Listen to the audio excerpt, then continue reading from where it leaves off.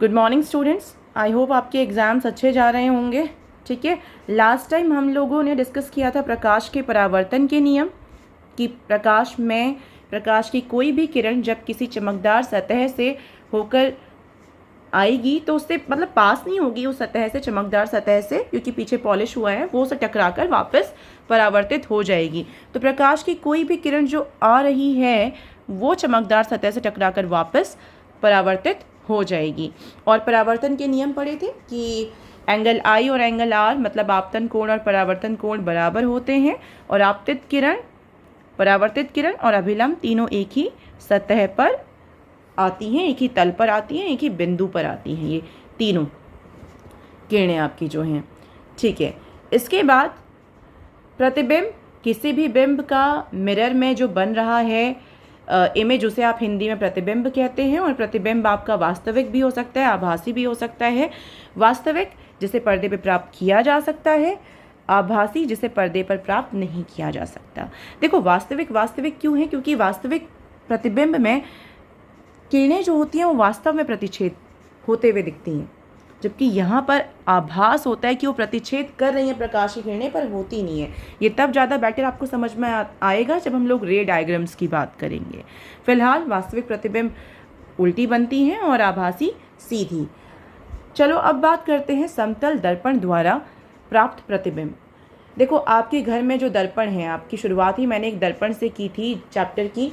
तो जो दर्पण आपके घरों में होता है जिसमें आप अपना चेहरा देख कर आते हैं सुबह सुबह, वो आपका होता है समतल दर्पण, जिसे आप बोलते हैं प्लेन मिरर। समतल दर्पण या फिर प्लेन मिरर।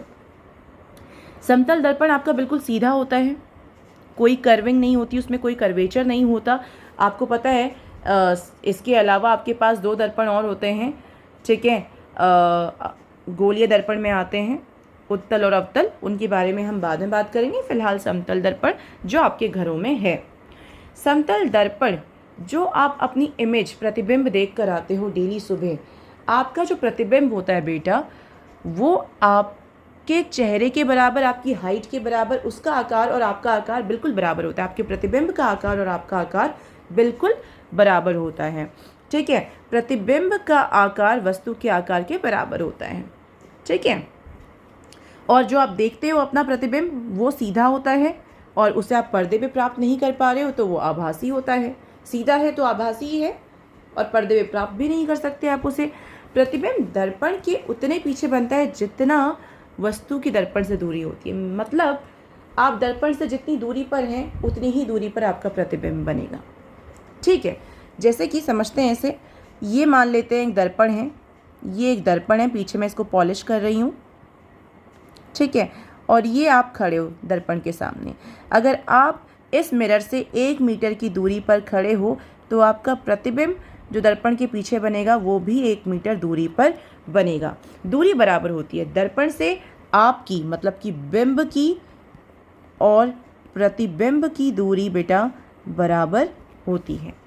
और आपकी जितनी भी हाइट है, ठीक है, आप 5 फुट के हैं तो आपका प्रतिबिंब भी 5 फुट का होगा। आप 4 फुट के हैं, आपका प्रतिबिंब भी 4 फुट का होगा। आपकी जितनी हाइट है उतनी ही प्रतिबिंब की भी हाइट है। अच्छा, बिंब की जो दूरी है, मतलब आपकी जो दूरी है दर्पण से, उसे हम u से रिप्रेजेंट करते हैं, और प्रतिबिंब की दूरी को बेटा v से रिप्रेजेंट करते हैं। बिंब ऑब्जेक्ट की दूरी u से और प्रतिबिंब की दूरी v से, दर्पण से दूरी। ठीक है, दर्पण से दूरी। और जो हाइट है, आप बिंब की हाइट को यहाँ पर h0 से दिखाया हुआ है और hi से दिखाया हुआ है। प्रतिबिंब की हाइट को आप इसको h और इसको h डैश ऐसे भी लिख सकते हैं।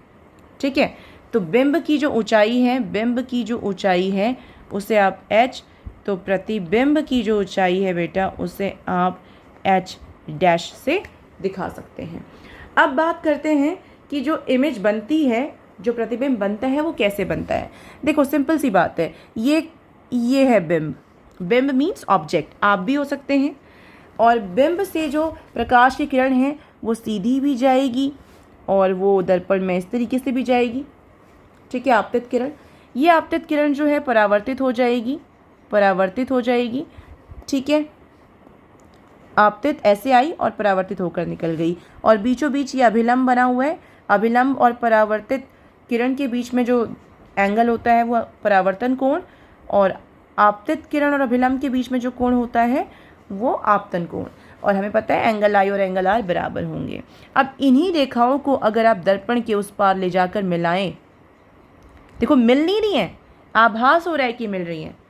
अगर वास्तव में नहीं मिल रही हैं और आभास हो रहा है तो इसका मतलब आभासी। ठीक है, मिल गई। और जहाँ पे मिल रही है वहीं से आप नीचे एक लाइन खींचो, ये है आपका प्रतिबिंब। इसकी ऊंचाई जो है एच डैश वो एच के बराबर है, एच और एच डैश बराबर है। दूरी भी बराबर है बेटा, ठीक है, दूरी भी बराबर है। एक सेकेंड मैं इसको जरा रब करती हूँ, थोड़ा सा क्लीन कर देते हैं हम लोग यहाँ पर। हाँ जी, तो मैंने कहा हाइट, ये जो ऊंचाई है बराबर है, दूरी जो है वो दूरी भी बराबर है। दूरी जो होती है आपको बताया था, बिंब की दूरी को आप u से रिप्रेजेंट करते हैं और प्रतिबिंब की दूरी को v से रिप्रेजेंट करते हैं। ठीक है, तो हाइट बराबर है अभी बताया, और तो और बिंब और प्रतिबिंब की दूरी भी बराबर है। हाइट बराबर है और दूरी भी बराबर है। ठीक है, एक चीज़ और आप नोट करते हैं, जब भी आप शीशे में अपने आप को देखते हैं तो आपकी जो इमेज होती है बच्चे, वो प्रतिबिंब पार्श्व परिवर्तित होता है। पार्श्व परिवर्तित मतलब कि लेटरली इन्वर्टेड। लेटरली इन्वर्टेड होता है, इंग्लिश में हम बोलते हैं लेटरल साइड, मतलब किनारों वाली side. Laterally inverted, laterally inverted का मतलब है दायां बायां दिखाई देता है और बायां दायां दिखाई देता है। देखो शीशे के सामने जब आप खड़े होते हो, आप अपना सीधा हाथ उठाते हो तो शीशे में जो आपका प्रतिबिंब है, आपको ऐसा प्रतीत होता है कि प्रतिबिंब ने बायां हाथ उठाया है। अगर आपने बायां उठाया है, आप बिंब, तो प्रतिबिंब ने दायां, आपने दायां तो प्रतिबिंब ने बायां। तो राइट का लेफ्ट, लेफ्ट का राइट हो जाता है। ठीक है, इसको देखिए हम एक बार, लेटरल इन्वर्जन।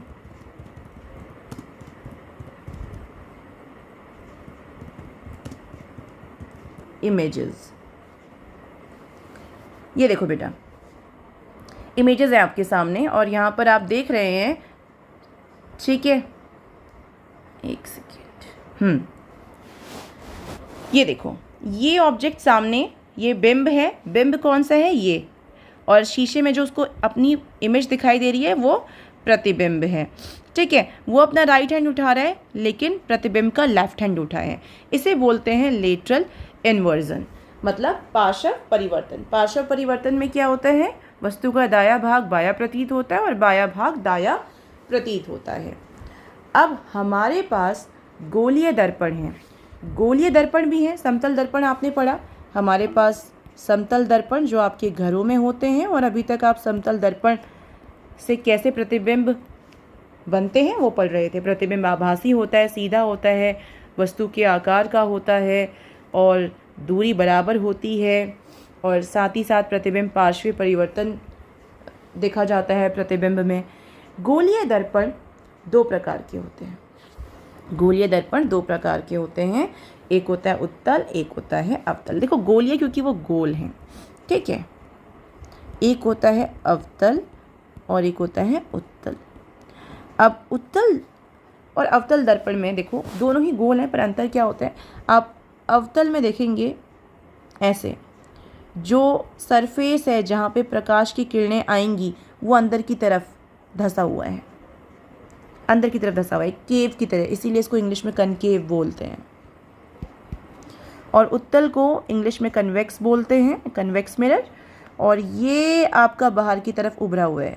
देखो प्रकाश की किरण जिस सरफेस पे आएंगी वो सरफेस बाहर की तरफ उभरा हुआ है, और यहाँ अवतल दर्पण में प्रकाश की किरण जिस सरफेस पे आएंगी वो अंदर की तरफ पिचका हुआ है। और जहाँ पे मैंने ये आपको लाइंस दिखाई हैं डैश डैश, ये तो बेटा पॉलिश की हुई है। मिरर आपका होगा ही वो तब जब आप पीछे उसको पॉलिश कर देंगे, पेंट कर देंगे। ठीक है, तो हमारे पास दो तरह के गोलीय दर्पण हैं, एक तो उत्तल है, एक अवतल है। ठीक है, अभी देखो यहाँ पर लिखा भी हुआ है, गोलीय दर्पण जिसका परावर्तक पृष्ठ अंदर की ओर अर्थात गोले के केंद्र की ओर वक्रित है वह अवतल दर्पण है। अंदर की तरफ देखो, अंदर की तरफ पिचका हुआ है। ठीक है, अभी दर्पण आपका जो होता है बीच में से ये वाला जो है हल्का सा पतला होता है, बीच की अपेक्षा किनारों से मोटा होता है, बीच में पतला होता है। ठीक है, और एक गोलीय दर्पण ऐसा भी है जिसका परावर्तक पृष्ठ बाहर की ओर वक्रित है, बाहर की तरफ देखो उभरा हुआ है, इसे आप उत्तल दर्पण कहते हैं। ये बीच में से मोटा होता है, ठीक है। तो दो तरह के दर्पण आपके हो गए, इनके बारे में हम अगली क्लास में पढ़ेंगे कि आपके अवतल दर्पण और उत्तल दर्पण की क्या ठीक है फीचर्स हैं, और बेसिकली जो इमेज फॉर्मेशन होती है अवतल दर्पण से वो कैसे बनती है इमेज। अभी आपने ऊपर पढ़ा ही था समतल दर्पण, समतल दर्पण में इमेज कैसे फॉर्मेशन होती है ये आपने पढ़ लिया, ठीक है। अब नेक्स्ट क्लास में हम बात करेंगे अवतल और उत्तल दर्पण से कैसी इमेजेस बनती हैं, ठीक है। ओके बेटा, बाय।